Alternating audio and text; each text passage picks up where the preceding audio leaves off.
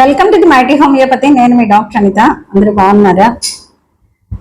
ఈరోజు మన topic part 2 arthritis which is rheumatoid arthritis. వీడియోలోకి వెళ్దాం. పార్ట్ 1 ఆర్థరైటిస్ అందరు చూసారనుకుంటున్నాను. సో తప్పకుండా వాచ్ చేయండి. రుమటాయిడ్ ఆర్థరైటిస్ లో చాలా ఇంపార్టెంట్ ఇన్ఫర్మేషన్ ఉంటుంది. సో చూడండి, అవగాహన పెంచుకోండి. ఈ కంప్లైంట్ ఉన్న వాళ్ళకి తప్పకుండా ఈ వీడియో షేర్ చేయండి. మన టాపిక్ లోకి వెళ్దాం. రుమటాయిడ్ ఆర్థరైటిస్ అనేది it is a chronic autoimmune inflammatory polyarthritis, and in this which involves extra articular manifestations. ఈ వర్డ్ ఎందుకు యూజ్ చేశానో చివరిలో మీకు చెప్తాను. ఎపిడమాలజీ గురించి తెలుసుకుందాం. World wide population 1 to 2% affected, and mostly age vulnerable group is 35 to 50 years, and female preponderance ఎక్కువ. Out of 3:1 రేషియోలో ఉంటుంది. అలానే 35 బిలో రాదని కాదు, 50 అబౌవ్ రాదని కాదు. Most of the age group is 35 to 50. Rheumatoid arthritis అనేది క్రానిక్ ఇన్ఫ్లమేటరీ అని చెప్పాను. ఇట్ ఈస్ ఏ ఇన్సిడియస్ ఆన్సెట్, అంటే చాలా నిదానంగా పెరుగుతూ వెళ్తుంది. ఒక రాత్రికి రాత్రి వచ్చేది కాదు ఈ ఆర్థరైటిస్ అనేది. ఇందులో ఫస్ట్ సైన్స్ అండ్ సిమ్టమ్స్లోకి వెళ్తే మెయిన్ పేషెంట్ ఎక్స్ప్లెయిన్ చేసేది చాలా వీక్గా ఉన్నామని, ఫెటిగ్ అని, నైట్ టైం ఫీవర్ వచ్చినట్టు ఉంటుందని, నైట్ స్వెట్ వస్తుందని, స్టిఫ్నెస్ మార్నింగ్ లేచిన వెంటనే అరగంట పైగా స్టిఫ్నెస్ ఉంటుందని, జాయింట్ ముట్టితే అంటే ఎవరైనా మసాజ్ చేస్తే లేదా ముట్టితే నొప్పి ఉంది కదా అని ముట్టితే వెంటనే రెడ్నెస్ రావడం, స్వెల్లింగ్ రావడం. ఇన్ఫ్లమేటరీ అనుకున్నాం కదా, inflammatory is nothing but redness, pain, swelling. When we touch it అది చాలా టెండర్గా ఉండడం, అంటే పెయిన్ఫుల్గా ఉండడం. ఈ సింటమ్స్ అన్నీ కూడా కనబడతాయి. మోస్ట్లీ ఇది నైట్ ఎక్కువ సఫర్ అవుతూ ఉంటారు, ఈవెన్ అర్లీ మార్నింగ్ కూడా ఎక్కువ సఫర్ అవుతూ ఉంటారు. అందుకే స్టిఫ్నెస్ అనేది more than 6 weeks. So early morning stiffness అనేది మోర్ దాన్ 6 weeks ఉన్నప్పుడు ఈ కంప్లైంట్స్ ఏవైతే చెప్పానో, ఫెటిగ్, నైట్ టైం ఫీవర్ రావడము, ఇన్ఫ్లమేటరీ సైన్స్ ఏవైతే ఉన్నాయో, ఈజీగా ఇమ్యూన్ సిస్టమ్ వీక్ అవ్వడము, ఇవి ఏవైతే ఉన్నాయో ఇవన్నీ కూడా పేషెంట్ నైట్ స్వెట్ రావడము, ఇవన్నీ కూడా inflammatory changes. Auto immune disease అని రుమటాయిడ్ ఆర్థరైటిస్ అని చెప్పడం జరిగింది. ఆటో ఇమ్యూన్ డిజీజ్ అంటే మన బాడీలో స్ట్రాంగ్ ఇమ్యూన్ సిస్టమ్ అనేది ఉంటుంది. ఈ కాంపోనెంట్స్ ఆఫ్ ఇమ్యూన్ సిస్టమ్ ఏమవుతాయంటే బోన్స్లో ఉన్నటువంటి connective tissue, soft tissues, blood vessels, లంగ్స్ని టచ్ చేస్తుంది. ఇమ్యూన్ సిస్టమ్ ఎందుకు డిస్టర్బ్ అయింది అంటే ఆటో ఇమ్యూన్ డిజీజ్ అనేది చాలా పెద్ద టాపిక్ వస్తుంది. తప్పకుండా ఫ్యూచర్లో ఆటో ఇమ్యూన్ డిజీజెస్ మీద డీటెయిల్ వీడియో చేస్తాను. ఇమ్యూనిటీ అంటే మన శరీరంలో ఏదైనా ఫారిన్ పార్టికల్ కానీ, బ్యాక్టీరియా కానీ, వైరస్ కానీ, సో ఎక్స్టర్నల్ ఏదైనా అలర్జన్ అనేది మన బాడీలో ఫారిన్ పార్టికల్, అందుకే అన్నా ఏదైనా ఎంటర్ అయినప్పుడు వెంటనే మన ఇమ్యూన్ సిస్టమ్ యాక్టివ్ అయ్యి యాంటీబాడీస్ని డెవలప్ చేసి ఆ డిజీజ్ని ఫైట్ చేసే మెకానిజం అనేది మన బాడీలో డెవలప్ చేస్తుంది. ఆటో ఇమ్యూన్ డిజీజ్లో ఏం జరుగుతుంది అనుకుంటే ఇప్పుడు చెప్పుకున్నట్టు healthy components of immune system అండి జాయింట్ మీద అఫెక్ట్ చేయడం అనేది జరుగుతుంది.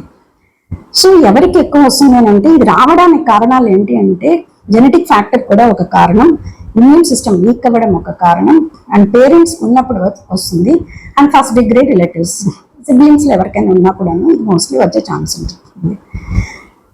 There are so many positive factors, and even stress, immune తగ్గడము, వీక్నెస్ రావడము, ట్రామా ఉండడము, ఇవన్నీ కూడా పాజిటివ్ ఫ్యాక్టర్స్ కింద చెప్పుకోవచ్చు. రుమటాయిడ్ ఆర్థరైటిస్లో మోస్ట్లీ కొన్ని డిఫార్మిటీస్ అనేది ఫామ్ అవుతుంది. ఇది మోర్ దాన్ 5 జాయింట్స్ని అఫెక్ట్ చేయడం అనేది జరుగుతుంది. ఈవెన్ సర్వైకల్లో C1, C2 అఫెక్ట్ అవుతుంది. సో రుమటాయిడ్ ఆర్థరైటిస్ పేషెంట్స్ మాకు నెక్ పెయిన్ వస్తుందని కూడా చెప్తారు. సో నెక్ పెయిన్ అని చెప్పినప్పుడు ఓన్లీ సర్వైకల్ స్పాండిలైటిస్ కింద మాత్రం ఆలోచించకుండా ఈ సోకాల్డ్ ఇన్ఫ్లమేటరీ సింటమ్స్ ఏవైనా ఉన్నాయి అనేది పేషెంట్ని డీటెయిల్గా అడిగితే they will explain to us. And apart from that shoulder joints involve అవుతాయి, and elbows, and wrist joint, and knees, hip joint, ankles, so small joints like hands, feet, ఇవన్నీ కూడా involve అవుతాయి. More than 5 joints. ఈ rheumatoid ఆర్థరైటిస్లో ఏమవుతుందంటే as the day goes on, అంటే రోజు morning stiffness ఏదైతే ఉంటుందో వీళ్ళు యాక్టివిటీస్కి వెళ్ళినప్పుడు ఇంప్రూవ్మెంట్ అనేది పెయిన్లో చాలా వరకు వస్తుంది. అంటే when they move their joint, when they use their joints, so వర్క్లోకి వెళ్ళినప్పుడు యాక్టివిటీ అనేది పెయిన్ తగ్గిస్తుంది. ఇక్కడ చిన్న డిఫరెన్స్ ఆస్టియో ఆర్థరైటిస్లో ఏంటంటే when the మూమెంట్ వాళ్ళకి అగ్రవేట్ చేస్తుంది, వీళ్ళకి మూమెంట్ అనేది రుమటాయిడ్ ఆర్థరైటిస్లో మూమెంట్ అనేది పెయిన్ తగ్గిస్తుంది. So they feel happy. So in this complaint A joints ఏవైతే ఇన్వాల్వ్ అయ్యాయో ఇది సరైన రీతిలో ఆటో ఇమ్యూన్ డిసీజ్, ఇది జాయింట్ పెయిన్స్, ఇది 6 weeks పైన ఉంటుందా, లేకపోతే ఇది ఓన్లీ కీళ్ళ వాతమా, లేకపోతే అదర్ ఆర్థరైటిసా, ఇలా రకరకాల అపోహలు పెట్టుకోకుండా సరైన రీతిలో మీకున్న సిమ్టమ్స్ సరిగా డాక్టర్ చెప్పినప్పుడు తప్పకుండా మీతో మాట్లాడినప్పుడు మీ సిమ్టమ్స్ ద్వారా అది రుమటాయిడ్ ఆర్థరైటిస్ కాదా అని తెలుసుకోవడానికి కొన్ని టెస్ట్లు అనేవి ఉన్నాయి. చాలా రోజుల నుంచి మనకు తెలుస్తున్నది ఆర్య ఫ్యాక్టర్. ఎవరైనా కీళ్ళ వాతంతో ఉన్నాము, మేము చాలా సఫర్ అవుతున్నాం అనుకున్నప్పుడు ఫస్ట్ మేము రాసేది ఆర్య ఫ్యాక్టర్ రాస్తాం. That is the old test. Nowadays anti CCP antibodies అనే టెస్ట్ కూడా ఉంటుంది. ఎందుకంటే బాడీలో యాంటీబాడీస్ అనేవి ఎలా ఉన్నాయి, ఆటో ఇమ్యూన్ డిసీజ్ కాబట్టి ఇది చూడడము. అండ్ ఇన్ఫ్లమేటరీ సైన్స్ లో సిఆర్పి, ఈఎస్ఆర్ ఇవి కూడా పారామీటర్స్ కింద తీసుకుని physical examination, detail physical examination ద్వారా అది రుమటాయిడ్ ఆర్థరైటిసా, నార్మల్ ఆర్థరైటిసా, detail physical examination and apart from that close monitoring of the patient symptoms elicit చేయడం వల్ల తప్పకుండా దీన్ని డయాగ్నోస్ చేసుకోవచ్చు. సో ఆర్ఏ అనేది కరెక్ట్ గా డయాగ్నోస్ అయ్యింది. So which part it involves, extra articular manifestations లో కాన్స్టిట్యూషనల్ సింటమ్స్, కొన్ని not only joints, other parts of the body ఎక్కడెక్కడైతే ఇన్ఫ్లమేషన్ కి ఈజీగా గురవుతుందో ఫస్ట్ ఐస్ ఇన్వాల్వ్ అయినప్పుడు ఎపిస్క్లెరైటిస్ అనేది కన్ను చుట్టూతా రెడ్నెస్ రావడం అనేది జరుగుతుంది. అండ్ టంగ్, ఇవన్నీ కూడా మ్యూకస్ మెంబ్రెయిన్స్, ఆ ఇన్ఫ్లమేషన్ అయినప్పుడు టంగ్ మీద డ్రైనెస్ రావడం, so జిరోఫ్థాల్మియా and xerostomia. And apart from lungs involve అయినప్పుడు ఈవెన్ హార్ట్ ఇన్వాల్వ్ అవుతుంది, పెరికార్డైటిస్, మయోకార్డైటిస్. లంగ్స్ ఇన్వాల్వ్ అయినప్పుడు ఫైబ్రోసిస్ రావడం, స్కారింగ్ రావడం, ఇంటర్స్టిషియల్ లంగ్ డిజీజ్, ఇది చాలా కాంప్లికేషన్స్ లో తీసుకెళ్తుంది. క్రానిక్ డ్రై కాఫ్ ఉండడము, నైట్ టైం ఎక్కువ కాఫ్ ఉండడము, అండ్ నాట్ ఓన్లీ దట్ వీళ్ళకి షార్ట్నెస్ ఆఫ్ బ్రెత్ రావడం, ఇవన్నీ కూడా రిస్క్ ఫ్యాక్టర్స్ కాంప్లికేషన్స్ లోకి ఎక్కువ వెళ్తాయి. సో ఈ జాయింట్ పెయిన్స్, ఈ స్మాల్ జాయింట్స్, హ్యాండ్స్ ఏవైతే ఇన్వాల్వ్ చేస్తూ ఉంటుందో ఏమవుతుంది మోస్ట్లీ అంటే వీళ్ళకి అల్నార్ డీవియేషన్, రేడియల్ డీవియేషన్, అంటే చేతులు ఒక పక్కకు వెళ్ళిపోవడం, ఇటువైపు ఒక పక్క వెళ్ళిపోవడము, లేదా ఇటువైపు వెళ్ళిపోవడము. ఈ డిఫార్మిటీస్ 4 రకాలుగా డయాగ్నోస్ చేయడం అనేది జరుగుతుంది. ఇది మైల్డ్, మోడరేట్, సివియర్ అని 3 డిగ్రీల కింద తీసుకుంటుంది. అండ్ స్వాన్ నెక్ డిఫార్మిటీ అని, క్లాటో డిఫార్మిటీ అని, హ్యామర్ డిఫార్మిటీ అని, బొటినేట్ డిఫార్మిటీ అని రకరకాల, అవి మీకు పిక్చర్స్ లో చూపిస్తాను, మీకు ఈజీగా అర్థమవుతుంది. ఏ డిఫార్మిటీ రుమటాయిడ్ ఆర్థరైటిస్ లో అఫెక్ట్ అవుతుంది, ఎందుకు జాయింట్స్ లాగా తయారయ్యి అనేది అందరికీ అర్థమవుతుంది. And apart from that 20% of the population elbow ఏరియాలో రుమటాయిడ్ నాడ్యూల్స్ అనేవి డెవలప్ అవుతాయి. సో రుమటాయిడ్ నాడ్యూల్స్ కూడాను చాలా క్రానిక్ లోకి వెళ్ళినప్పుడు రుమటాయిడ్ నాడ్యూల్స్ అనేది ఫామ్ అవుతాయి. These are the risk factors. So flare up conditions ఏది ట్రిగ్గర్ చేస్తుంది, రుమటాయిడ్ ఆర్థరైటిస్ ని ఏది ట్రిగ్గర్ చేస్తుంది? చాలా మందిలో ఉన్న అపోహ గోంగూర తింటే పడకపోవడం, వంకాయలు తింటే పడకపోవడం, లేదా చల్లటి నీళ్లు స్నానం చేస్తే పడకపోవడం, చల్లటి వాతావరణానికి వెళ్తే పడకపోవడం, ఇలాంటి కొన్ని అపోహలు ఉన్నాయి. వాతావరణం వరకు అయితే తప్పకుండా స్టిఫ్నెస్ అనేది చలికాలంలో కొంచెం ఎక్కువ ఉండడం అనేది మాట వాస్తవం. కానీ ఇప్పటిదాకా సైంటిఫిక్ ఎవిడెన్స్ కొన్ని ఆహార పదార్థాల వల్ల ఇది పెరుగుతుంది అనేది మాత్రం అపోహ మాత్రమే. అండ్ నాట్ ఓన్లీ దట్, ఇప్పుడు ఆయిలీ ఫుడ్స్ బయట ఏమన్నా తిన్నారు, certain oily foods, certain salty foods, so బయట ఫుడ్స్ తిన్నప్పుడు ఇన్ఫ్లమేషన్ వల్ల కొంచెం బాడీ అనేది గ్యాస్ట్రిక్ కంప్లైంట్ గురవ్వడము, సో తప్పకుండా పెయిన్స్ అనేది ఇంక్రీజ్ అవ్వడం అనేది కొంతవరకు బయట ఫుడ్ వల్ల వచ్చే ఛాన్స్ ఉంటుంది. And in this rheumatoid arthritis, ఇది ముందే చెప్పాను, it is chronic ఇన్సిడియస్.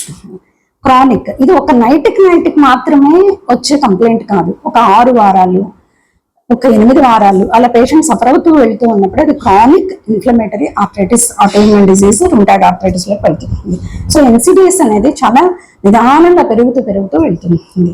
So once diagnose అయిన తర్వాత ఏ ఫ్లేర్ అప్ ఫ్యాక్టర్ వెళ్ళకుందో, సే సపోజ్ స్ట్రెస్, కొంతమందికి స్లీప్లెస్ నైట్స్, నొప్పి వల్ల sleepless nights, it is also one of the stress. So నిద్ర పట్టకపోవడం, నిద్ర పడితే కాస్తైనా పెయిన్స్ రిలీఫ్ అయి ఉంటాయి, కానీ నిద్ర ఉండదు వీళ్ళకి.